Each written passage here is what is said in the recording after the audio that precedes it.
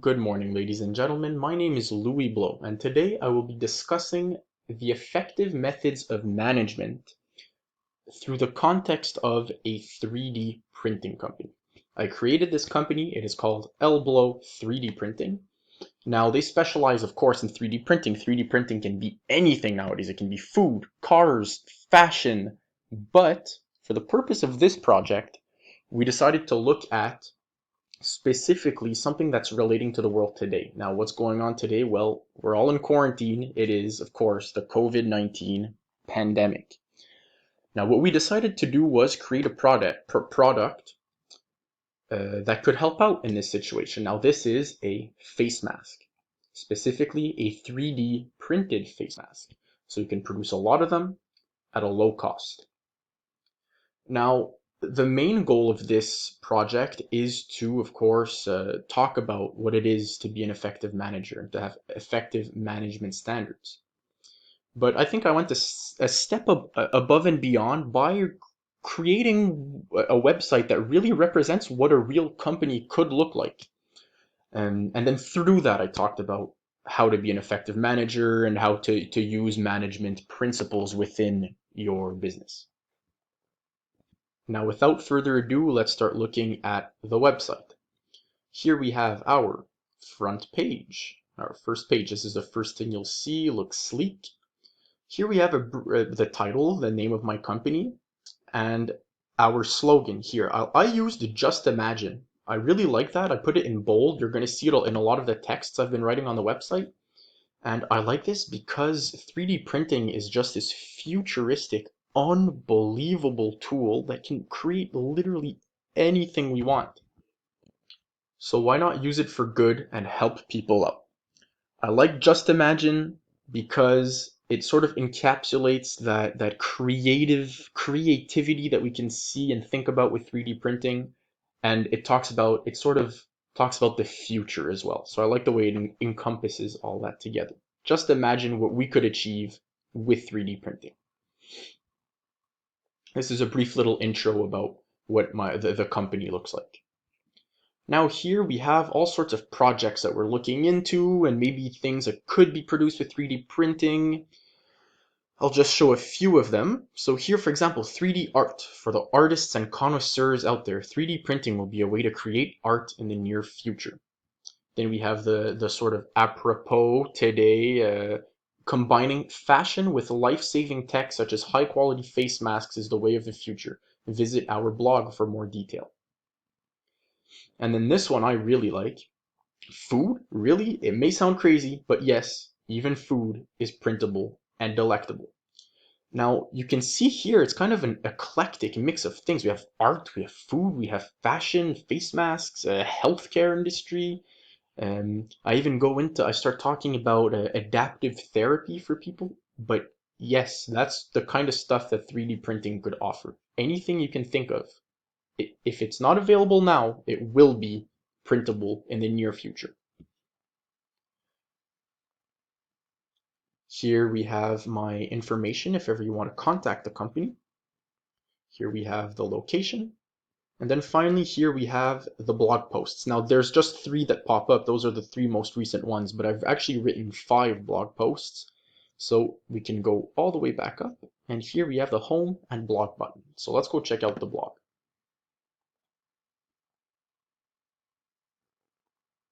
Here we go. This is what it looks like. You could create different categories, but for the purpose of this assignment, I decided just to leave it as is. Just put all the posts in one spot, just so it's easier to find them. So let's go look at the first one that I made. Face masks and the COVID-19 epidemic.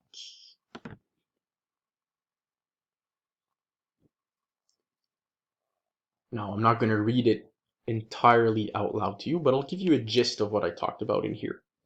Basically, I'm talking about the involvement of my company with healthcare professionals and how we decided to give back to the community. I've always thought that part of management as a whole and part of being a solid and a socially responsible company is to give back to the people around you.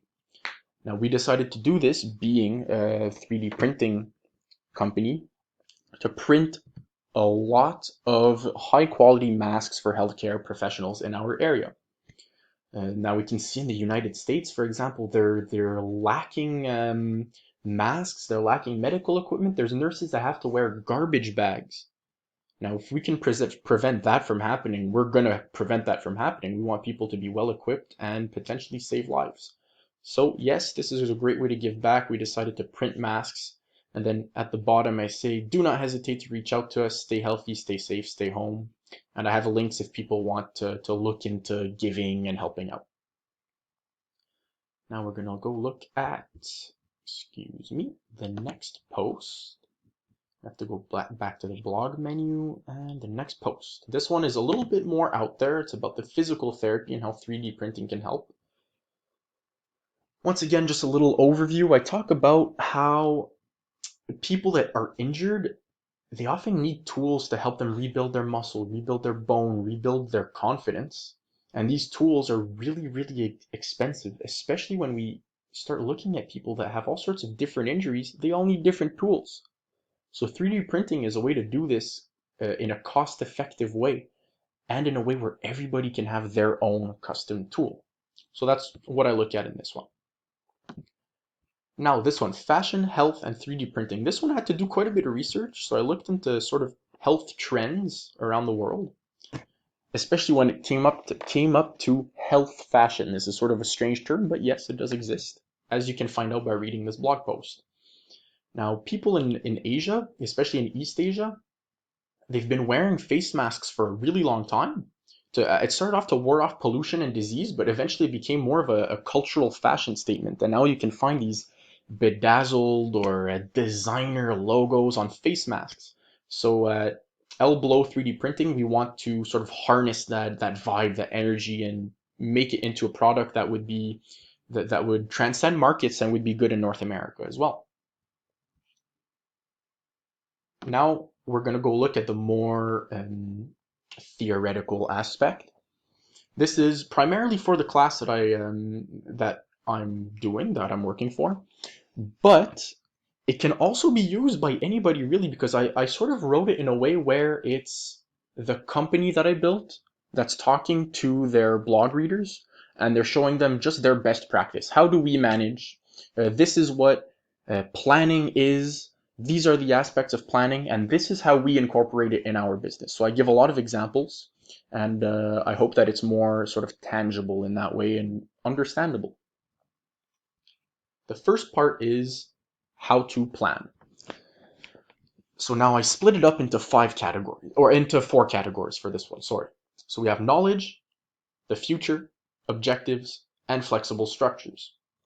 These are all extremely important part of planning, obviously, and planning is the place that you start off for every other aspect. You can't get to the leading or the organizing or the controlling without the planning. Planning is where you're going to set your objectives. It's where you're going to use the knowledge that you have to make smart objectives. And though you cannot predict the future, it is the place where you're going to try and understand what might happen and plan in accordance to that. So here I talk about how in our business we saw that, I keep saying we, it should be I'm the only person in this business, but I like to use it because it sounds more official. So we saw an opportunity to do good and grow our business when we learned about the COVID pandemic.